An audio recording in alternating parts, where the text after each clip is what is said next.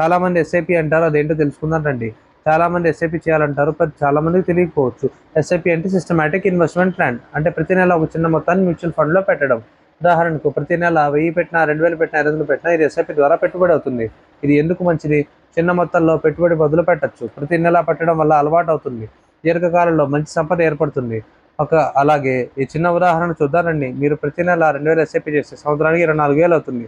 అలా 10-15 సంవత్సరాలు ఇలాగే కొనసాగిస్తే కాంపౌండింగ్ వల్ల లక్షల్లో పెరిగే అవకాశం ఉంటుంది.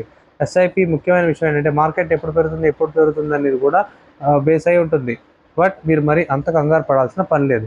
అండ్ ప్రతి నెల పెట్టుబడి పెట్టడం వల్ల సగటు ధరలో యూనిట్స్ వస్తాయి. అయితే ఈ ఫైనాన్షియల్స్ ఎక్స్పర్ట్స్ ఏమంటారంటే చిన్న మొత్తంలో అయిన త్వరగా ఎస్ఐపి మొదలు పెట్టండి. ఎంత త్వరగా మొదలు పెడితే అంత ఎక్కువ ప్రయోజనం ఉంటుంది మీకు. భవిష్యత్తులో ఎస్ఐపి ద్వారా మనం చేసిన ఇన్వెస్ట్మెంట్స్ పెట్టుబడి పెరిగే అవకాశం ఉంటుంది.